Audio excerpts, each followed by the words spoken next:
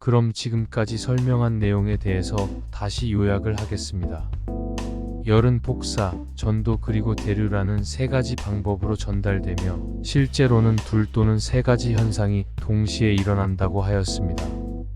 먼저 복사는 물체로부터 방출되는 전자파를 총칭하여 복사라 한다고 였으며, 이 복사는 전자기파에 의한 에너지 전달 방법으로서 에너지가 이동하는데 매체가 필요하지 않기 때문에 우주 공간을 지나오는 태양 에너지의 이동은 주로 복사 형태로 이루어진다고 하였습니다. 전도는 분자 운동을 통한 에너지 전달 방법으로서 물질의 이동 없이 열이 물체의 고온부에서 저온부로 이동하는 현상을 말하는 것으로, 열전도는 온도 차이가 있을 때에만 일어난다 하였습니다.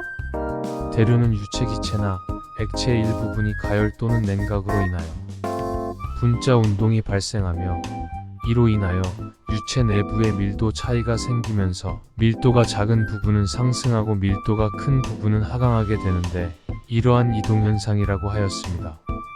이류는 연직 방향으로의 유체 운동에 의한 수송이 우세한 경우를 대류라 하고, 수평 방향으로의 유체 운동에 의한 수송이 우세한 경우를 이류라 한다 하였습니다. 공간적으로 널리 퍼져 있는 대기는 가지고 있는 온도, 성분 등의 물리량 분포가 일정하지 않습니다. 어떤 지점에서의 특정 물리량의 시간적 변화에는 다른 장소로부터 유체가 이동되어 오는 데 따른 변화가 포함되어 있습니다. 이와 같은 수평적 이동 현상을 이류라고 한다 하였습니다. 온도는 물체의 차갑고 뜨거운 정도를 수량적으로 표시한 것이며, 공기의 차고 더운 정도를 수량으로 나타낸 것이 기온입니다. 온도 단위는 섭씨온도, 화씨온도 그리고 절대온도가 있습니다. 섭씨온은 1기압에서 물의 어는 점을 0, 끓는 점을 100로 하여 그 사이를 100등분한 온도이며, 단위 기온은 도시로 표기합니다. 화씨온도는 소금, 암모니아 등을 만들 수 있는 가장 낮은 온도를 영하씨 1을 섭씨로 나타난 영하 18도씨로 정의하고, 물의 어는 점을 화씨 32, 끓는 점을 화씨 212로 하여 그 사이를 180등분한 온도이며, 단위 기온은 회씨를 사용합니다. 절대온도는 열역학 제2법칙에 따라 이론적으로 정해진 온도로서 이론상 생각할 수 있는 최저 온도를 기준으로 하는 온도 단위라 하였습니다. 즉, 그 기준점인 0K는 이상 기체의 부피가 0이 되는 극한 온도 영하 273.15도와 일치합니다. 절대 온도를 기준으로 한 온도 눈금을 절대온도 또는 켈빈 온도 눈금이라 부릅니다. 이 눈금의 기호로 도 표시가 없는 K를 쓰고 켈빈이라 읽는다 하였습니다. 일사량 변화는 태양으로부터 받는 지면에서의 일사량은 일출과 더불어 차츰 증가되다가 일몰이 되면 없어집니다. 일출과 더불어 지면의 온도가 상승함에 따라 폭사열에 의하여 대기가 데워져 기온이 상승합니다. 일사량은 정오의 최대가 되지만 지표에 흡수된 에너지가 축적되어 일 최고 기온은 다소 지연되어 오후 1시에서 3시 사이에 나타납니다. 일몰 후 일사량은 없어지지만 이후에도 지면 복사의 방출은 계속되기 때문에 최저 기온은 일출 직후에 나타납니다. 역전층은 비열이 작은 육지는 바다보다 쉽게 뜨거워지고 쉽게 식는데, 이러한 특징 때문에 고도에 따라 온도가 상승하는 역전층이 지표 가까이에 생성되게 된다 하였습니다. 일 최고 기온에 도달한 후 일사량이 감소하기 시작하면서 지면의 기온도 감소하는데, 비열이 작은 지표는 대기보다 더 빠르게 온도가 떨어지게 됩니다.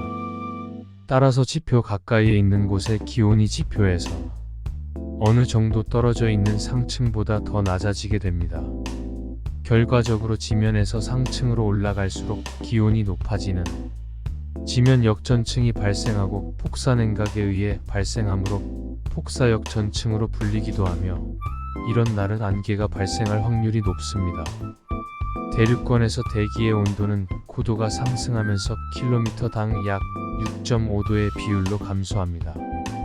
그러나 어떤 상층 구역에서는 고도가 상승함에도 기온이 감소되지 않는 기온 역전이 나타나며 상층 역전으로 불리고, 이러한 현상은 지상에서 발생한 연기가 위로 올라가지 않고 역전층 구간에서 얇고 평탄한 구름 형태로 정체되어 잔류합니다.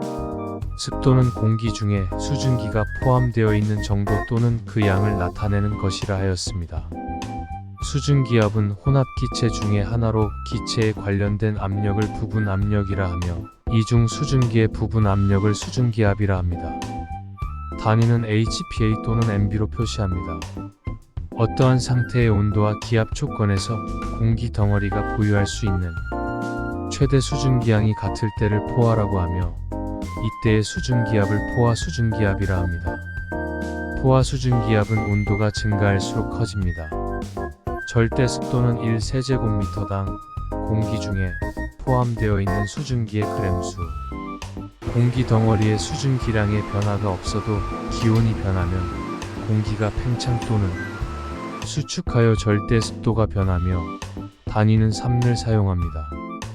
이슬점 온도는 공기 중에 수증기가 포화되기 위하여 냉각되어야 하는 온도인데 이 온도에 도달하면 공기가 포화되고 이슬이 맺히기 시작하는 온도라 하였습니다.